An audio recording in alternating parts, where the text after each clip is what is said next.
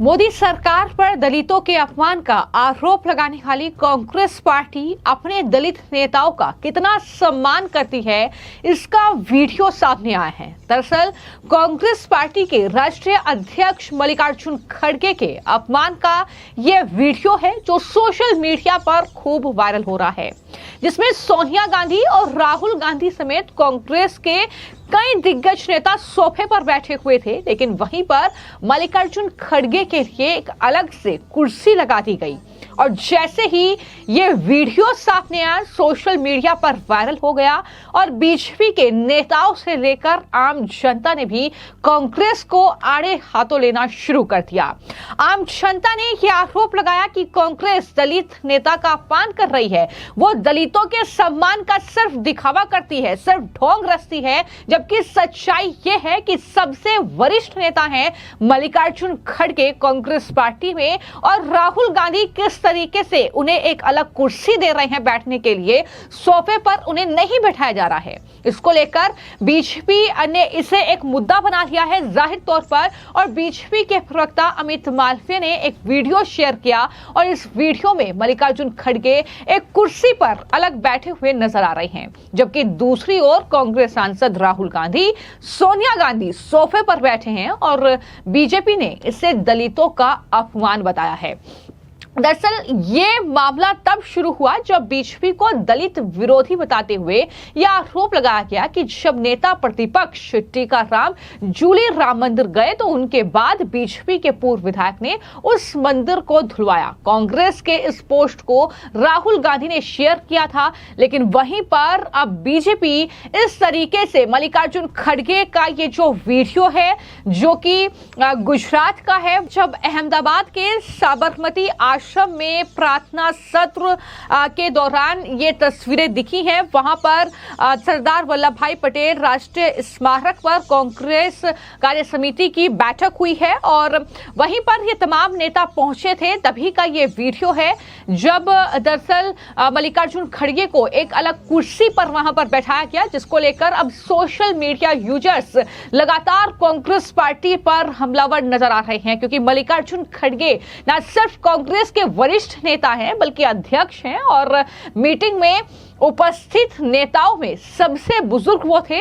तो ये लोग लिख रहे हैं कि वो दलित हैं, इसलिए वो सोफे पर नहीं बैठ सकते। अगर किसी दिक्कतवश उन्हें कुर्सी पर बैठाया गया तो कुर्सी को सोफे के बीच में क्यों नहीं लगाया गया, यानी कुर्सी भी एकदम सोफे के साइड में रखी गई थी और वहां पर बिल्कुल ऐसा लग रहा था कि खड़गे जो हैं वो अलग थलग बैठे हुए हैं। तो ये तस्वीर आप देख रहे हैं, जिसको लेकर ही इस तरीके की प्रतिक्रियाएं देखने को मिल रही है। तो अन्य यूजर लिखते हैं कि माँ बेटे सोफे पर बैठे खड़गे जी को अलग बिठाया, क्या ये दलितों का अपमान नहीं है, ये सवाल पूछे जा रहे हैं। तो कुछ ये लिख रहे हैं कि क्या एक और सोफा नहीं डलवाया जा सकता था क्या, जिस पर खड़गे भी आराम से बैठ जाते। सोनिया, राहुल, वेणुगोपाल वहां पर बैठे हैं। अंबिका सोनी को जो है सोनिया गांधी के बगल में बैठाया गया, मुकुल वासनिक और सब सोफे पर हैं। खड़गे को अलग चेयर पर बैठाने से लोग तो सवाल पूछेंगे ही, इस तरीके के कमेंट भी लगातार किए जा रहे हैं। तो कहीं ना कहीं यहाँ पर कांग्रेस पार्टी एक तरीके से एक्सपोज हुई है, जो दलितों को लेकर लगातार वो हल्ला बोल करती है, जो बीजेपी पर तमाम आरोप लगाती है कि सरकार जो है दलितों का अपमान कर रही है और जाति जनगणना की जो बात करती है, तमाम बातें की जाती हैं। लेकिन यहाँ पर कांग्रेस पार्टी पूरी तरीके से एक्सपोज होती हुई दिख रही है, वो भी तब जब सोनिया गांधी वहां पर है, जब राहुल गांधी वहां पर हैं, उनकी मौजूदगी में इस तरीके से मल्लिकार्जुन खड़गे का अपमान किया गया है। हालांकि इसी अधिवेशन जो ये चल रहा है गुजरात के अहमदाबाद में कांग्रेस पार्टी का, इसमें दरअसल कांग्रेस अध्यक्ष मल्लिकार्जुन खड़गे ने संबोधित किया है वहां पर कार्यकर्ताओं को और मोदी सरकार पर हमला बोला, वक्फ को लेकर भड़के हुए हैं। और खड़गे ने कहा कि अगर यही हाल रहा तो एक दिन ऐसा आएगा जब मोदी सरकार और खुद मोदी जी देश की संपत्तियां बेचकर चले जाएंगे। और जैसे ही खड़गे का ये बयान सामने आया तो बीजेपी के नेताओं ने पलटवार करने में बिल्कुल देर नहीं लगाई और बीजेपी के नेता दयाशंकर सिंह ने पलटवार करते हुए मल्लिकार्जुन खड़गे की बात पर कहा कि मोदी जी तो कहीं नहीं जाएंगे, लेकिन खड़गे की पार्टी के नेता नेता इटली जरूर चले जाएंगे। ये हमला बोला है कांग्रेस पार्टी पर। मल्लिकार्जुन खड़गे के इस बयान पर क्या कुछ वो कह रहे हैं, सुनिए। मोदी जी तो नहीं जाएंगे, लेकिन खड़गे जी के पार्टी के लोग जो है इटली जरूर चले जाएंगे। मोदी जी तो इसी देश में, इस देश के लिए अपने जीवन को समर्पित किए हुए हैं और बाकी लोग अपने परिवार के लिए अपने जीवन को समर्पित किए हैं, तो मोदी जी से इन लोगों की तुलना नहीं हो सकती। उन्होंने उनका ये भी कहना है कि रात को जब लोग सो रहे थे तो इन्होंने बिल पास करा लिया, जबकि और भी कई अहम मुद्दे पर चर्चा नहीं की गई। सभी चर्चा करने के बाद, सभी नेताओं का सुनने के बाद, सभी सदस्यों को जवाब, माननीय गृह मंत्री जी ने सभी सदस्यों का एक एक का जवाब दिया। उसके बाद इस पर वोट हुआ। वोट में जो पक्ष में वोट पड़ा, जो विपक्ष में वोट पड़ा, इस पर निर्णय हुआ। तो ये कैसे कह सकते कि रात के अंधेरे में हो गया। तो उनका कहना है कि रात के अंदर जब लोग सो रहे थे तो बिल पास करा लिया। अब वो सोते हुए भी भाई जगे हुए सोने का नाटक कर रहे हैं, तो क्या कह सकते हैं। इसके अलावा मुख्तार अब्बास नकवी ने भी मल्लिकार्जुन खड़गे को जवाब दिया है, क्योंकि वक्फ को लेकर ये पूरा बवाल छिड़ा हुआ है। तो ऐसे में मुख्तार अब्बास नकवी ने कांग्रेस पार्टी पर हमला बोलते हुए क्या कुछ कहा है, वो भी सुनिए। देखिए, ये सांप्रदायिक संस्कार और सामंती अहंकार से भरपूर जो विरासत और सियासत वाली ग्रैंड ओल्ड पार्टी है, उसका ब्रांड न्यू परपंच है। ये पार्टी जो है वो डिफाल्टर जो डींगबाज हैं, या डायनेस्टी के डिफाल्टर डींगबाजों की जो है वो इस तरह की डींगबाजी समय समय पे दिखाई पड़ती रहती है। और आज जो पिछले जो है वो 11 सालों में दिल्ली के सत्ता के गलियारे से सत्ता के दलालों की नाकेबंदी और लूट लाबे में तालाबंदी हुई है। साथ ही साथ वो ताकतें की देश की पूरी व्यवस्था को हाईजेक करने में के षड्यंत्रों और साजिशों में लगे थे, वो पूरी तरह से उनका सफाया हुआ है। तो इसलिए जो है वो डिफाल्टर डायनेस्टी की डींगबाजी जो है वो सर चढ़ के बोल रही है। और उनको लगता है, कभी कहेंगे साहब कि देश में जो है वो पूरी अव्यवस्था हो गई है, कभी कहेंगे कि सांप्रदायिकता जो है आ गई है, कभी कहेंगे धर्मनिरपेक्षता खतरे में आ गई है।